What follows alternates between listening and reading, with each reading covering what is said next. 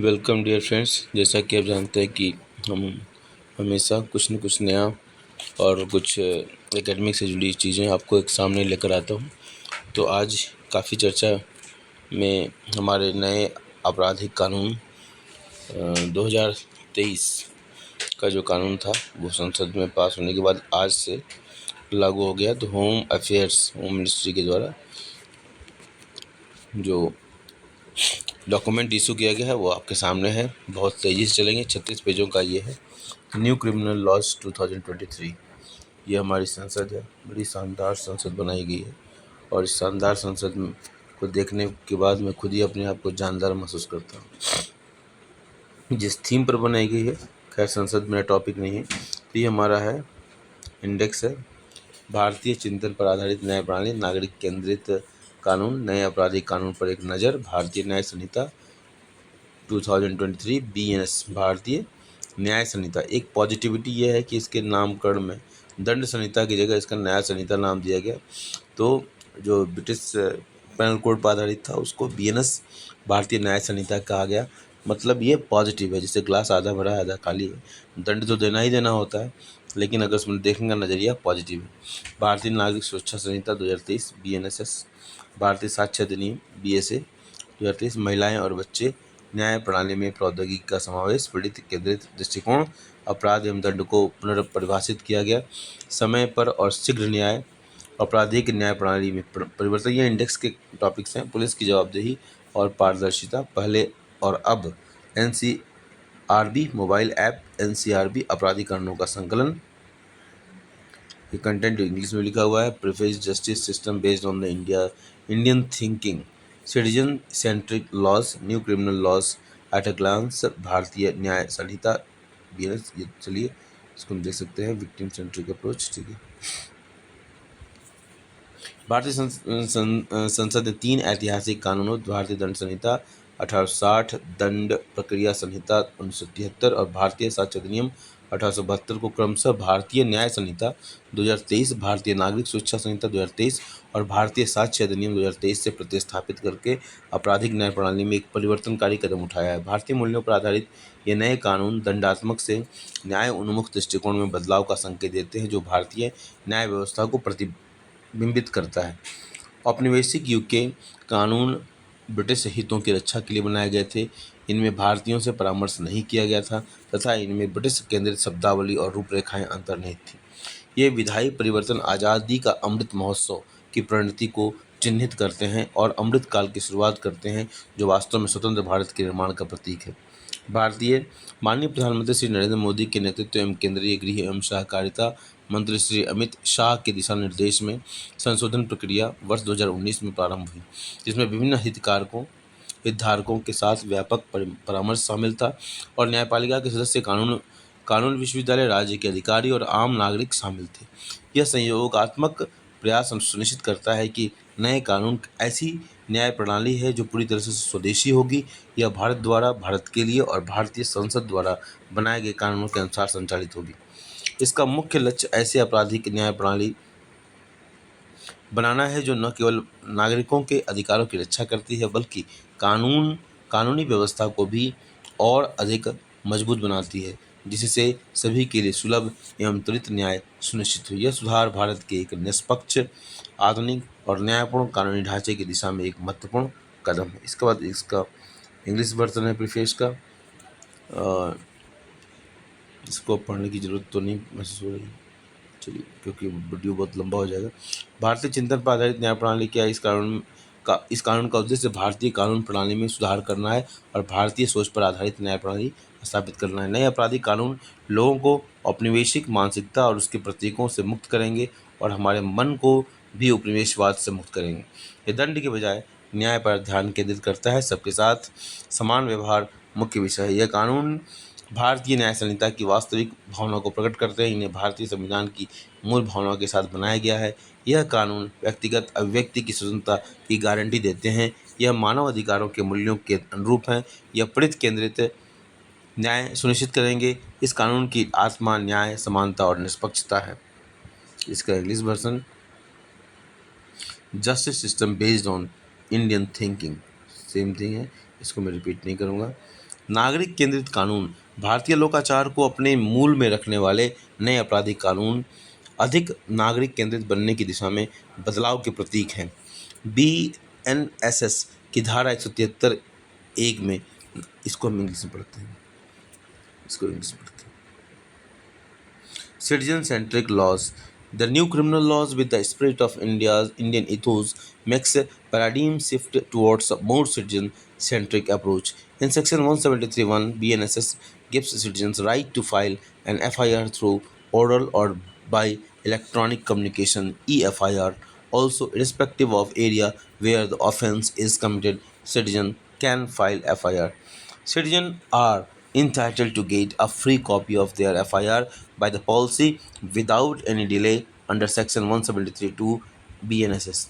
The policy the police are mandated to inform the victim on the progress of the investigation within 90 days under Section 193(3) second BNSS. Section 184(1) BNSS. The medical examination of a victim shall be conducted with her consent within 24 hours of receiving information about the commission of the offence. Medical reports shall be forwarded within 7 days under Section 184(6) BNSS.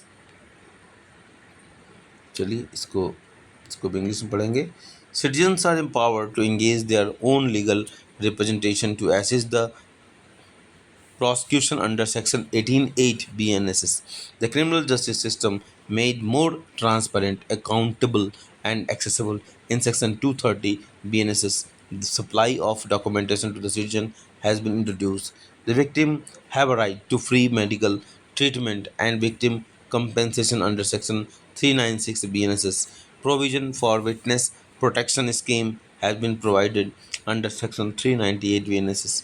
The courts are mandated to hear the victim before giving consent for withdrawal from prosecution in Section 360 BNSS. This is the best example of a Nyaya-centric approach to the criminal justice. Section 404 BNSS. Victims are entitled to get a free copy of the judgment on an application to the court. In Section 530 BNSS, the law allows for investigation, inquiry, and trial proceedings also be held electronically.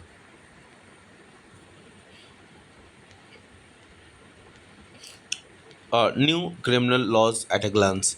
भारतीय न्याय संहिता 2023 BNS.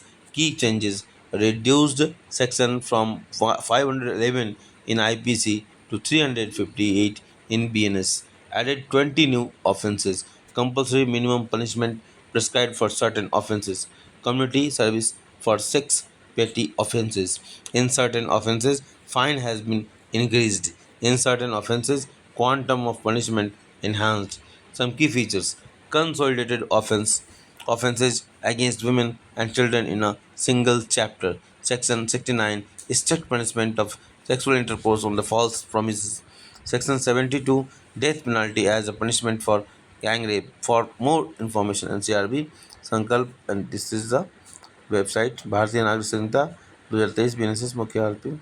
चलिए ये तो हिंदी में हो गया. भारतीय नागरिक सुरक्षा संहिता 2023 BNSS.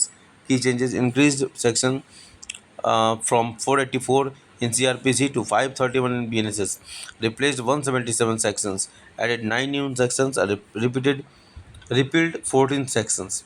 Some key features: enhances use of technology in investigation, increases fines by magistrates, streamlines FIR processes, and victim protection. Section 173, zero FIR and EFIR provisions introduced. Section 176(1), law permits audio video recording of the victim statement. Here is a link.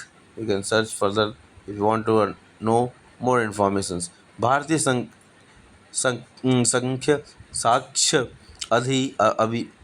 अधिनियम 2023 BSA. भारतीय साक्ष्य अधिनियम. Okay.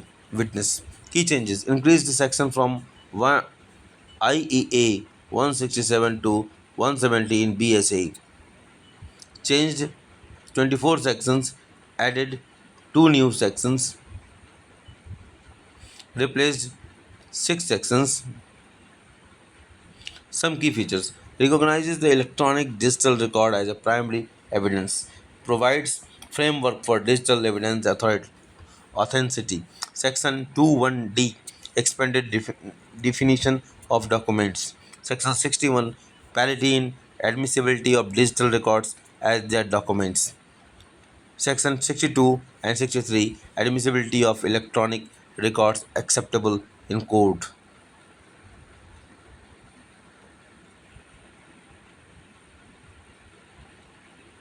Women and children. The new criminal laws includes 37 sections addressing crime against women and children. Offenses against women and child have been made gender neutral in terms of both the victims and the perpetrators. Perpetrators. Section 2 BNSS. Gang rape with a girl under 18 years of age is made punishable with the imprisonment of or death. Section 70 BNS. Engaging in sexual activity by false promises or disguised identity is now considered a criminal act. Section 69 BNSS. Medical practitioners are mandated to send the medical report of a victim of a rape to the investigating officer within 7 days. Section 51 3 BNSS. ये सारे बहुत सारे परिवर्तन किए गए हैं जो कि काफ़ी अच्छे हैं। अब यहाँ infusion of technology in the delivery of justice, अब बहुत लंबा वीडियो हो जाएगा इसलिए मैं इसको कह रहा हूँ जस्ट मूविंग।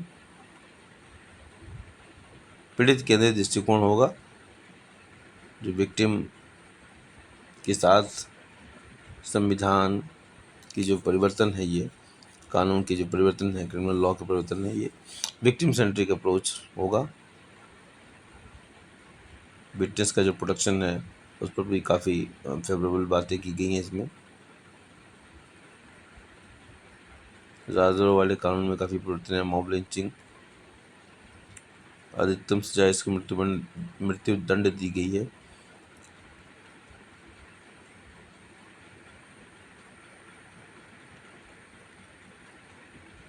समय पर और शीघ्र न्याय, इसका एक मोटो है कि timely and speedy justice provide किया जाए और इस तरह से आपराधिक न्याय प्रणाली पर परिवर्तन किया गया है, ट्रांसफॉर्म किया गया है क्रिमिनल जस्टिस सिस्टम को। Timely justice, directorate of prosecution, release of under trials, police की जवाबदेही और पारदर्शिता, greater accountability and transparency of police, पहले और अब।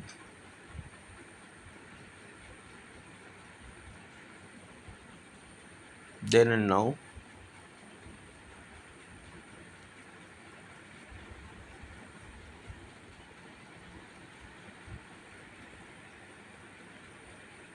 एनसीआरबी संकलन ऑफ न्यू क्रिमिनल लॉज।